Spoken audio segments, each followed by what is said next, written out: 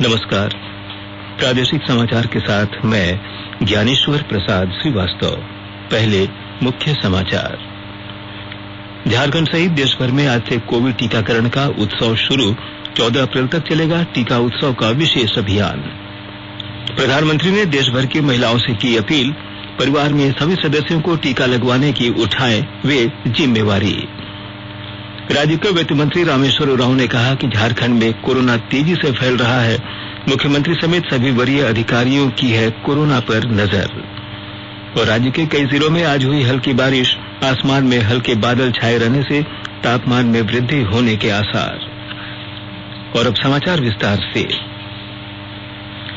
Covid मरीजों की संख्या फिर से बढ़ रही है, इसलिए सभी श्रोताओं से अपील है कि कोई भी कोताही न बरतें, सभी सुरक्षा उपायों का पालन करें और 45 वर्ष से ऊपर के सभी लोग बेहिचक टीका लगवाएं। सुरक्षित रहें और 3 आसान उपायों का पालन करें।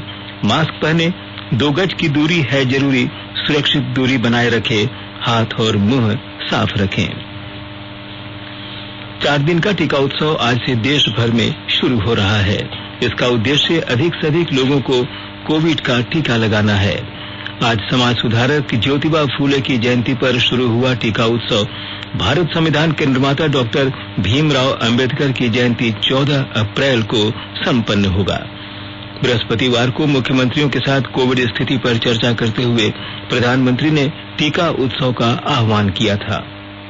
11 अप्रैल ज्योतिबा फुले जी की जन्म जयंती है और 14 अप्रैल बाबा साहब अम्बेडकर जी की जन्म जयंती। क्या हम 11 अप्रैल से 14 अप्रैल पूरे अपने राज्य में टीका उत्सव मना सकते हैं, एक पूरा वातावरण क्रिएट कर सकते हैं?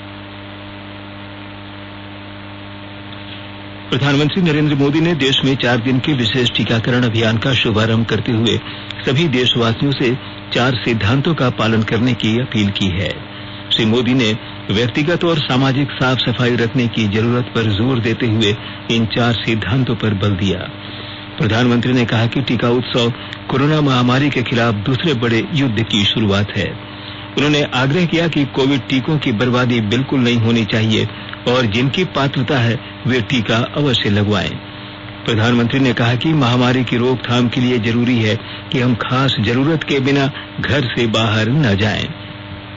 प्रधानमंत्री ने परिवार में सभी को टीका लगवाने की जिम्मेदारी घर की महिलाओं से संभालने की अपील की।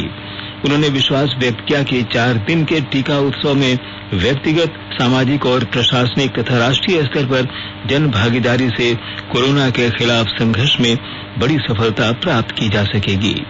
टीकाकरण उत्सव 14 अप्रैल को डॉक्टर भीमराव अंबेडकर की जयंती के दिन संपन्न होगा। झारखंड के वित्त मंत्री रामेश्वर उरांव ने कहा है कि राज्य में कोरोना तेजी से फैल रहा है। मुख्यमंत्री समेत सभी अधिकारी कोरोना पर नजर बनाए हुए हैं।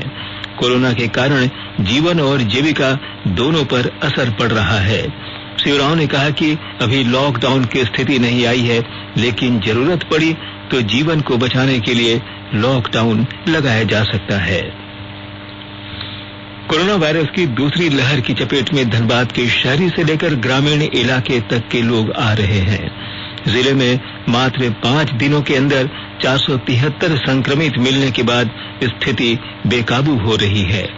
धनबाद जिले में कुल सक्रिय मरीजों की संख्या 500 के आसपास पहुंच गई है। कोविड सेंटरों में मरीजों की भर्ती कराने के लिए कई जगहों पर बेड कम पड़ गए हैं। भर्ती होने के लिए कई मरीज अपने घरों पर प्रशासन की मदद के इंतजार में हैं। वहीं कई संक्रमित मरीजों ने पॉजिटिव आने के बाद अपने मोबाइल नंबर बंद कर दिए हैं। ऐसे में जिला प्रशासन भी लोगों को कॉल सेंटर के माध्यम से ढूंढने में लगा है। मरीजों की काउंसलिंग कर उन्हें कोविड सेंटर तक पहुंचाया जा रहा है। मरीजों की लगातार बढ़ती संख्या के बाद धनबाद जिला प्रशासन अब अतिरिक्त कोविड सेंटर खोल रहा है।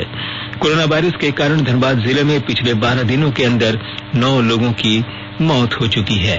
इसके बावजूद लोग भीड़ भाड़ वाले इलाके में भी बिना मास्क के लोग घूमते नजर आ रहे हैं। Civil surgeon doctor Gopal Das ने बताया कि धनबाद में संक्रमण का दायरा लगातार बढ़ता जा रहा है। उन्होंने लोगों से अपील की है कि बेवजह घरों से बाहर नहीं निकले और भीड़ में नहीं जाएं। विश्व के सबसे बड़े कोविड टीकाकरण अभियान में भारत महत्वपूर्ण उपलब्धि हासिल करने के करीब है। स्वास्थ्य और परिवार कल्याण मंत्रालय ने बताया कि 85 दिनों के रिकॉर्ड समय में करीब 10 करोड़ 16 लाख टीके लगाए जा चुके हैं।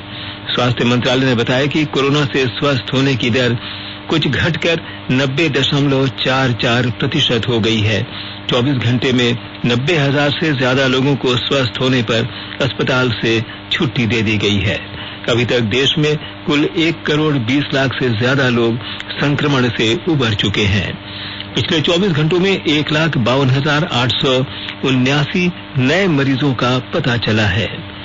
अखिल भारतीय आयुर्विज्ञान संस्थान एम्स के डॉक्टर नीरज निश्चल ने आकाशवाणी से बातचीत में सभी पात्र लोगों को कोविड टीका लेने की अपील की है। उन्होंने कहा कि संक्रमण से बचाव के लिए प्राथमिकता के आधार पर टीका लेना जरूरी है। जाने माने फिल्म अभिनेता सचिन खेड़कर ने लोगों से कोविड टीका लेने की अपील की है। उन्होंने कहा कि लोगों को पूरे उत्साह से टीकाकरण कार्यक्रम में भाग लेना चाहिए। साहिबगंज जिले में कोरोना के मरीज लगातार बढ़ रहे हैं और ब्यौरे के साथ हमारे साहिबगंज संवाददाता। साहिबगंज जिले में कोरोना संक्रमितों की संख्या लगातार बढ़ती जा रही है। 28 फरवरी को जहां यह जिला संक्रमण मुक्त था, वहीं हाल के 20 दिनों में 250 से अधिक मरीज मिल चुके हैं, जिसमें से 5 की मौतें हो चुकी है। अभी लगभग 225 सक्रिय मामले हैं। इसके बाद भी 10,000 से ज्यादा सैंपल आरटीपीसीआर जांच के लिए दुमका में पड़े हैं। इसकी रिपोर्ट कब आएगी बताना मुश्किल है। जिले में जांच करवाकर लोग घूम रहे हैं। दुमका में अन्य जिलों के सैंपल पड़े रहने के कारण जांच में विलंब हो रहा है। साहिबगंज के civil surgeon doctor Arvind Kumar बताते हैं कि जिले में कोविड जांच के अलावा वैक्सीनेशन का काम तेज कर दिया गया है। धनंजय मिश्र, आकाशवाणी समाचार, साहिबगंज। आकाशवाणी के ताजा तरीन समाचारों के लिए आप हमारी वेबसाइट newsonair.com पर लॉग इन कर सकते हैं। ताजा समाचार Twitter handle @AIR News Alerts और Facebook page all India radio news पर भी उपलब्ध है। आप प्रादेशिक समाचार एकांश को ट्विटर हैंडल @AIR News_Ranchi और फेसबुक पेज तथा YouTube channel AIR News Ranchi पर भी हमारे बुलेटिन सुन सकते हैं। प्रादेशिक समाचार आप आकाशवाणी रांची से सुन रहे हैं और अब पेश है कोरोना से बचाव के कुछ संदेश।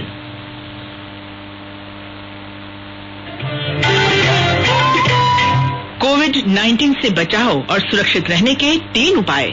मास्क लगाएं, 2 गज दूरी है जरूरी, सुरक्षित दूरी रखें, हाथ और मुंह साफ रखें।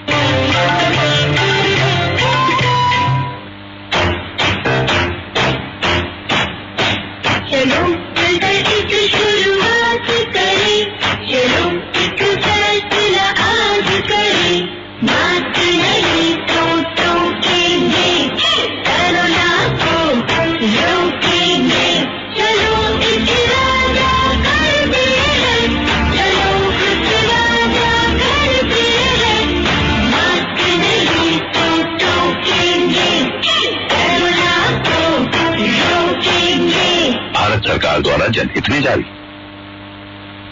प्रादेशिक समाचार में आपका फिर से स्वागत है। गोड्डा जिले में भी कोरोना के मरीज लगातार बढ़ रहे हैं। जिले के सिविल सर्जन ने कोविड प्रबंधन के प्रयास तेज कर दिए हैं और ब्यौरे के साथ हमारे गोड्डा संवाददाता। गोड्डा में कोरोना के बढ़ते मामले को देखते हुए civil surgeon doctor SP Mishra ने निजी अस्पताल के संचालकों के साथ बैठकें की। इसमें उपस्थित अस्पताल संचालकों को कोरोना की दूसरी लहर में संक्रमित मरीजों के इलाज की व्यवस्था सुनिश्चित करने को कहा गया। गोड्डा सिविल सर्जन ने कहा कि कोविड-19 की रोकथाम के लिए अस्पताल में कुल बेड का 20% आइसोलेशन वार्ड के रूप में रिजर्व रखना होगा। साथ ही अस्पताल तथा निजी नर्सिंग होम में भी ट्रूनेट के माध्यम से कोविड-19 की जांच होगी। गोड्डा के निजी अस्पताल संचालकों को यह निर्देश दिया गया कि अस्पताल में भर्ती हो रहे या ओपीडी में आ रहे मरीजों की कोविड-19 जांच की जाए। साथ ही उस मरीज का इलाज भी अस्पताल में ही किया जाएगा। आकाशवाणी समाचार के लिए गोड्डा से मैं रंजन कुमार। झारखंड से सटे राज्य पश्चिम बंगाल में विधानसभा चुनाव के 5वें चरण के लिए प्रचार पूरे जोरों पर है। जिन चुनाव क्षेत्रों में वोट डाले जाने हैं, वहां विभिन्न राजनीतिक दलों के नेता मतदाताओं को रिझाने में लगे हैं। भाजपा के वरिष्ठ नेता और गृह मंत्री अमित शाह ने आज नदिया और उत्तर 24 परगना जिलों में रैली और रोड शो किया। दिलीप घोष, मिथुन चक्रवर्ती और शुभेंदु अधिकारी ने आज वर्धमान, कोलकाता, उत्तर 24 परगना और उत्तर दिनाजपुर तथा जलपाईगुड़ी में चुनाव प्रचार किया।